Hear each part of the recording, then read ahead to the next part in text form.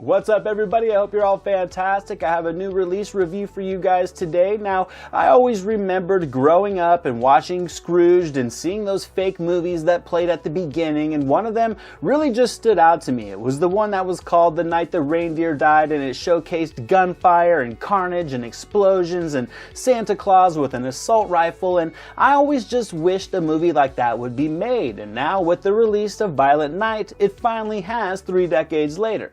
I gotta watch. I believe in you, Santa.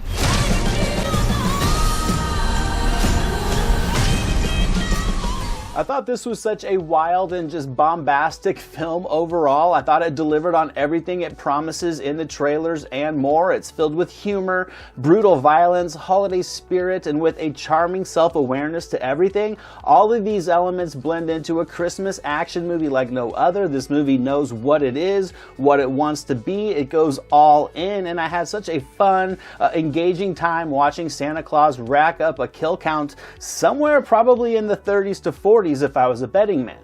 Now, the story admittedly is simple and it doesn't attempt to reinvent the wheel. We meet a disgruntled Santa played up perfectly by David Harbour. He's seeing the lack of interest in Christmas from kids who just want money and video games. It's jaded him a bit, and after a night of heavy drinking, he embarks out on what he says will be his last Christmas. I think Harbour plays this down-and-out character type extremely well. He's really likable because of his flaws, and just like that, the seed for a Santa Claus redemption arc is nicely planted for this story.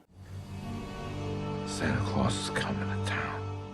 This then leads us to the primary setting of the film and really the playground for all the brutality and the sadistic carnage that is to come. A lavish mansion owned by Gertrude Lightstone, played charismatically by film legend Beverly D'Angelo, who's hosting her family for the holiday. There also happens to be a large sum of money stashed away somewhere in this home, which draws the attention of a paramilitary team led by John Leguizamo, who goes by the moniker of Scrooge. They have plans to take this money. They've infiltrated the house, but Santa Claus coincidentally is there as well, delivering presents and having his cookies. He gets caught in the middle, and that's when all the fun and sanity begins. I'm just gonna take my bag. I'm just gonna scooch up that chimney. So really it is a simple structure, but it all works so well for plugging in just a string of violent action sequences and hand-to-hand showdowns and gunplay and Santa taking a pounding and dishing out many of his own. The fight sequences are creative with some tightly crafted choreography, but I think what really sets these scenes apart from all the other action flicks out there is that for the most part you're laughing your ass off during each sadistic kill, and it's just a fantastic spectacle for the senses. Whether it's small bits of dialogue worked into a sequence, or the use of props, or the physical performance themselves from the actors, there really is just a constant flow of humor pumped into every moment of this movie, and it was just such a thrilling and enjoyable experience. It's a top-notch action comedy that also happens to have a holiday undercurrent to it that is just magically ridiculous as Santa is taking people out with candy canes and tree lights and ornaments and so much more. They told me the general idea, and it sounded so hilarious to me and really fresh and weird. And when I read it, I didn't think it could work, and I started reading it, and it just like, by the end of it, I was like choked up. I thought it was really beautiful. David Harbour was absolutely fantastic in this role. He knows exactly what this movie was aiming to be, and he leans all in on the humor with just the right amount of personality needed. It was also great to see D'Angelo having fun in her role. Leguizamo plays the role relatively straight. He fills it with just tons of over-the-top intensity, and like the skilled comedic actor he is, he delivers some of the dumbest lines with such grace that you can't help but crack up, and I think he really was the perfect villain for this comical action movie. I mean, it's a wild movie, man. It's a all you can eat. It's got it all in it. Violence, gore, hilarity, really touching and moving, and great freaking action. It's a very edgy Christmas movie, and I think people appreciate that.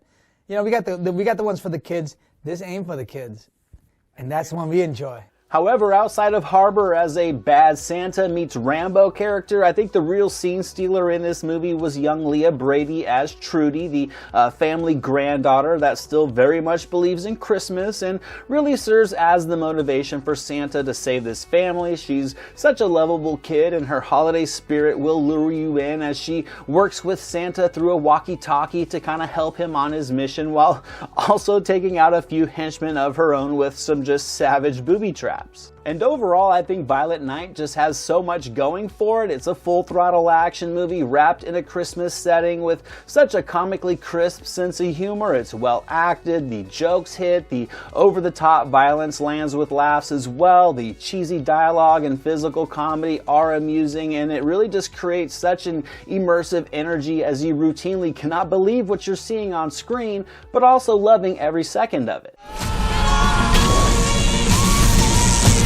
My name is Trudy Lightstone. Are you gonna help us, Santa?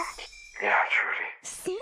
Now, as for drawbacks, I'd say they were minimal. I mean, there was admittedly a slight lull as the middle act closes out and leads into the finale. The pacing for a short time there does really slow drastically as the story works its plots forward to a closing, and some of the character subplots are rounded out. But really, I would say, just as I started to notice it, the action dialed back up, and so did the enthusiasm. Some of the characters aren't really fleshed out so well either, but again, who cares? It's not a story-driven film. It's called Violent Night, and it certainly delivers just that. I loved this movie much more than I was expecting to. I had high hopes for it, and it surpassed them with a ton of laughs, a variety of just appealing, just ridiculously bloody action sequences, all the while layering it with a warm and fuzzy holiday vibe, making it highly recommended. So that's it for today, guys. That's my review of Violent Night. I'm going to give this movie a solid and surprising 90% on the entertainment meter. This will be a fun movie to go see with friends this holiday season, and I have no doubt that Violent Night will be making a lot of people's yearly watch lists for many Christmases to come. This is Jack Burton in the Pork Chop Express, and I'm talking to whoever's listening out there.